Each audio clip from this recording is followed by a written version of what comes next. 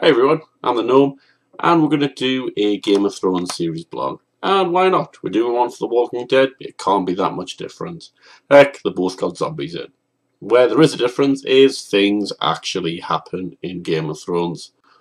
And people don't just say everything that they mean every time they talk. There's actually a little bit of underlying things going on in the background. So we'll have a brief run through of all the plot points, and I'll tell you things I like, things I don't like. You know, if you've seen any of the others, which you probably haven't, looking at the number of views, you'll know how this goes. So, deep breath, this is what happened in episode 1 of series 3 of the Game of Thrones.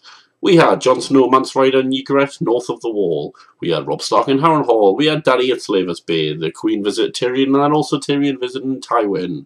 The Night's Watch leftovers. Marjorie playing out the Queen. There's more Bronn than anybody was expecting. Davos being rescued and then thrown in jail. And also the return of Barristan the Brave. And if you compare that to a standard Walking Dead episode, there was some talking. So, my favourite part is also probably the bit I found the most disappointing. Right at the end, Sir Barristan returns. Having been sacked from his job at the Kingsguard, he's decided to travel all the way to meet up with Dany and try to become her Queen's Guard. Now, it is a pain to compare the books to the series. There's obviously good things about both. But in the books, it was a lot more badass. He joined the character as he weren't too sure how it was, based on George R. R. Martin's technique of kind of wording chapters based on names that they know of at the time. So not the actual names, kind of how that person wanted to be known. He then unveils himself to stop an assassination technique with just his stick and knocks out about 3 or 4 guys. Whereas this, he just kind of stood on a bug. Yes, it probably was a little bit similar to the Braavosi sellsword in King's Landing, when he kind of whooped some of the Night's Guard with just a stick, and maybe they thought that'd be a little bit similar, but I was hoping for a bit of action there. I was a little bit disappointed. What I did like about all the scenes with Dany, there isn't a huge amount of that I like about scenes with Dany, is the interpretation, whereas the gentleman slagging her off left, right and centre, and the interpreter doing the awful job of trying to get there in the between. The little kind of back and forth, like, are you sure you want me to say that, was quite funny, and she's not going to be in for a very good time. As always, Sir Jorah is awesome. He's there kind of trying to be wise, but he's totally in love with her, so he can only go so far. And the Unsullied look pretty cool. Yes, there wasn't a huge amount of them in that scene, but also he's got a budget, and there's only so many times people can stand next to each other. Even those, there was maybe 20, 30, 40 people there. If you look closely, people wobbling all over the shop. Not exactly the Unsullied that you'd hope for. So Tyrion, recovering from his wounds after being stabbed in the face by one of the Queen's bodyguards, is recovering in a tiny little grey horrible room. He also then goes to see his dad, basically say, what's up, look, I did this, I saved I was in the Blackwater fight, I saved the king, saved King's Landing, let me have Casterly Rock. I'm not asking a huge amount.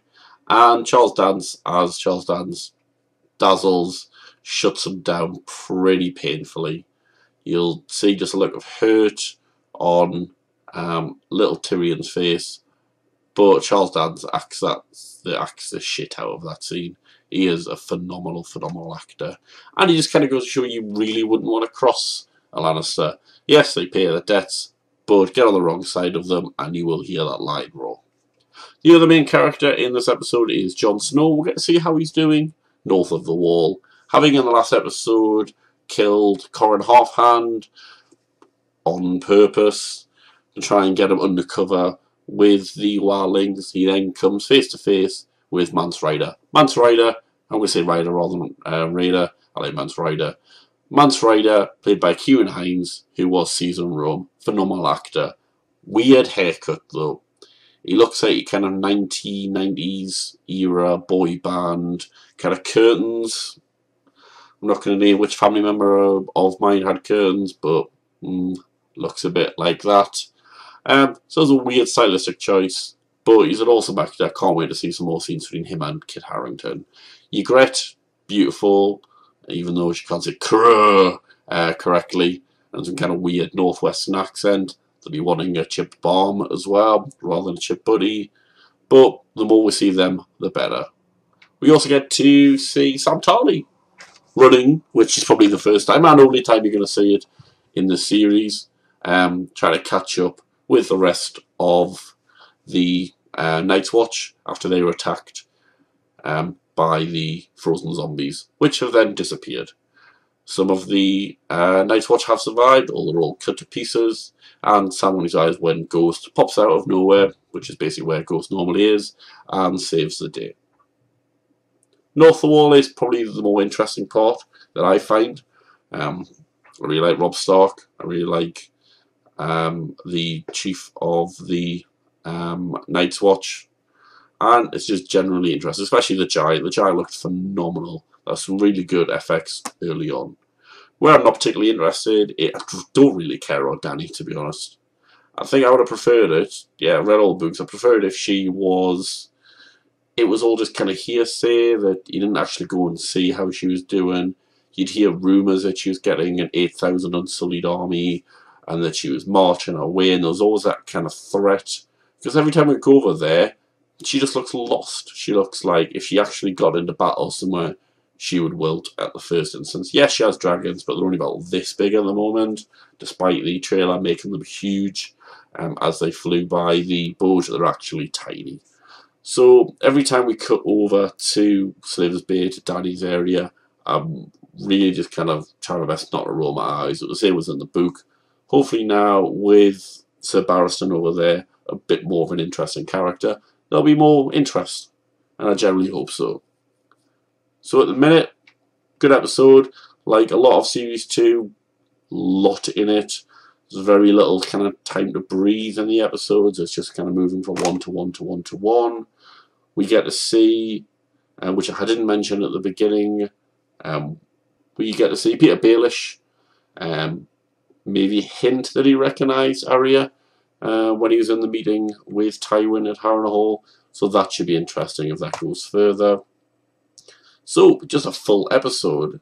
Something I'd probably like to kind of rewatch, again, them all together, just to, maybe that would give you the, feel like the characters given time to breathe. But it is plot point, kind of at a really high standard. And it was a pretty mint episode. I was pleased to be back, and hopefully you've enjoyed this little kind of review of the episode. Again, next week we'll be picking out things I like, things I don't like. And cheers everyone, thanks for watching, hopefully you enjoyed this, and we will discuss next time. As always, we do not so. Good night.